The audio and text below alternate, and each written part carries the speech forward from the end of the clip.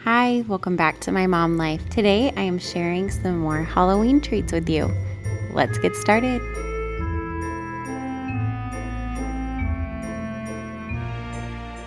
For this first one, you're going to need a boxed brownie mix, or you can make them homemade, and then the things to make the brownie mix, and some white icing. This is what I had on hand. You can make some with powdered sugar and milk if you want. You're going to start by making your brownies according to the directions. If you have a good homemade recipe that you want to make, that would be perfect. But I like good old-fashioned boxed brownies, so that's what I'm doing. And then we are just going to put some spider webs on them when they are done baking. You do want to line your baking dish, your 13 by 9 pan, with some parchment paper and spray it so that you can get your brownies out easier, because they are kind of hard to cut and get out of the pan nice and neat. But if you want to do it that way, you can. There's no rules here. Anyways, I'm going to mix up the brownie mix and get those in the oven, and then we will decorate them.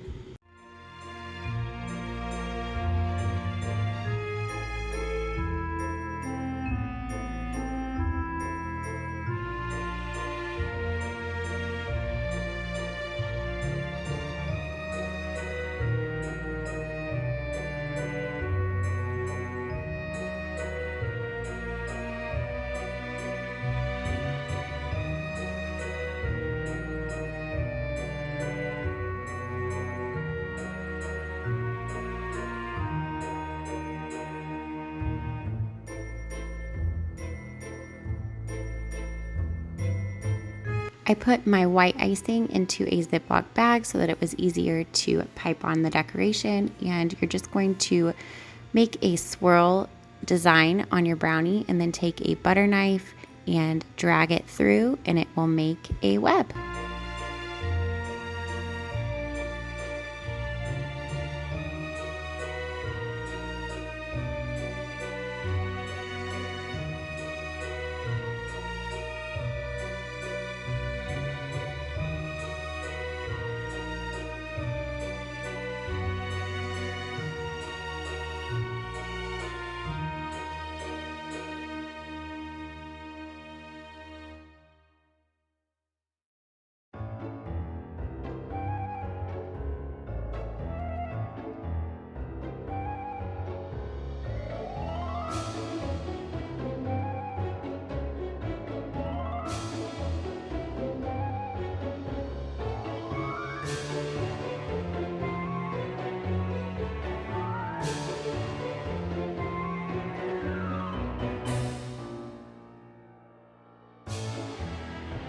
Here are our finished brownies. I think they turned out super cute.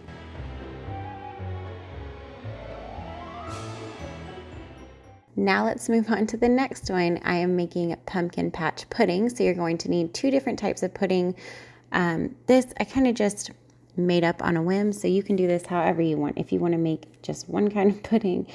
But the bottom layer, I did less milk. So half of the milk that it called for, so that it was a lot thicker. So I did chocolate pudding with 1 cup of milk, and you're going to see it's really thick, and I put that in the bottom of an 8 by 8 dish. And then I made butterscotch pudding, which is kind of orange, so that's why I went with butterscotch. But like I said, you can do any flavors you want. And I'm going to chill the chocolate pudding while I make the butterscotch pudding, and then I will top the chocolate with the butterscotch.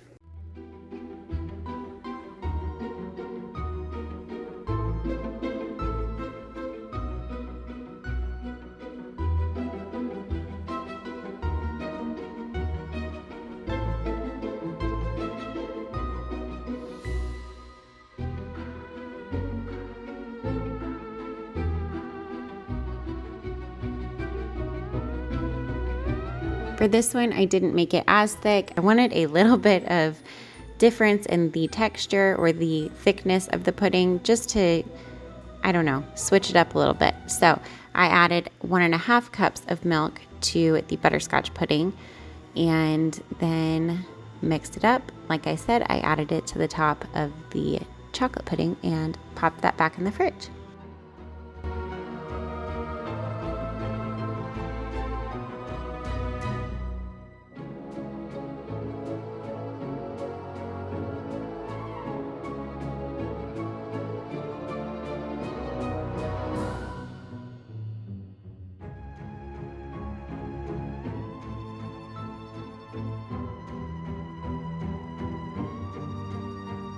While the pudding is setting up, I went ahead and crushed some Oreo cookies, and I just did this in my blender, and then I poured them on top to be like our dirt for the pumpkin patch. And then I am going to make some green frosting to pipe on some vines.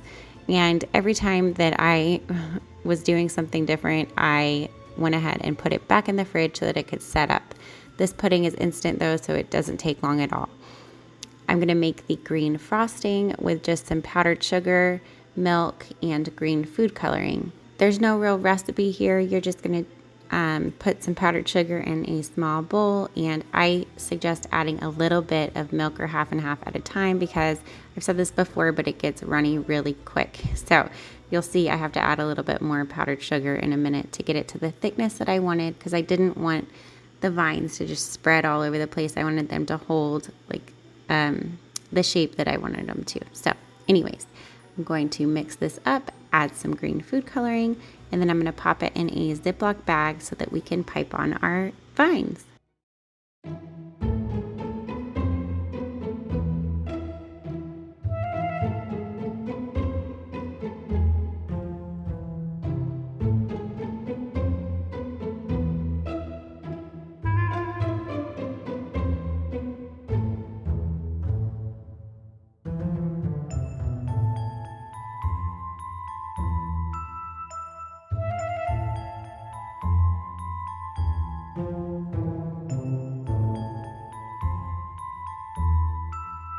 You're going to want to cut a very small hole in the tip of your Ziploc bag, and then I'm showing you those are the pumpkins that I'm using.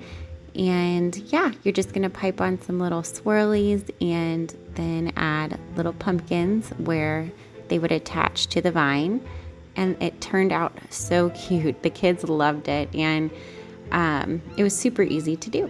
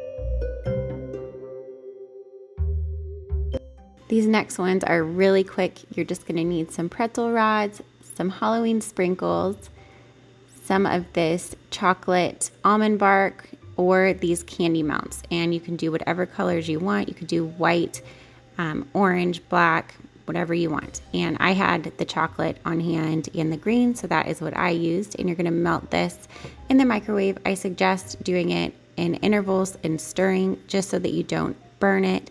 And yeah, I did them in a cup so that it was easier to dip the pretzel rods in, and you're going to top them while they're still wet with the sprinkles so that they stick, and that's it. This is so easy, and kids love these.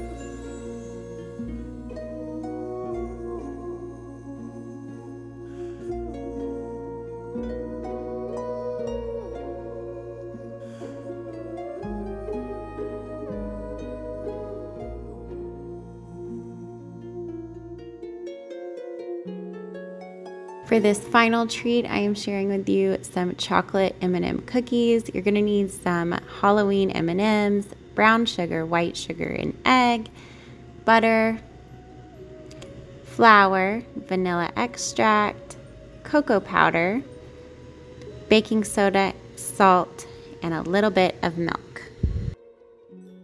You're gonna start by beating the sugars and the butter until they get combined and creamy, and then we will add in the rest of our ingredients. And I will have the recipe for this written out for you in the description box below.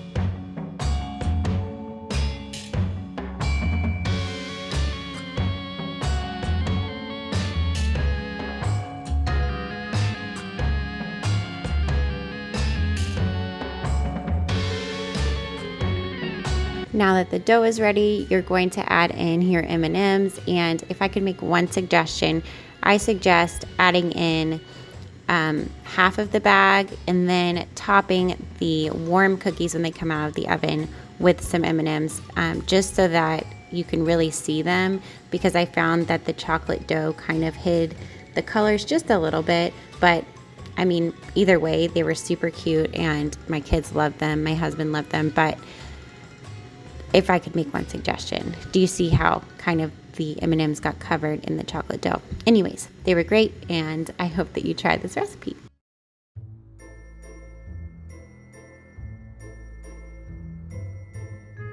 Thank you so much for watching my video today. I hope that you enjoyed it, and I hope that you make some of these Halloween treats for your family.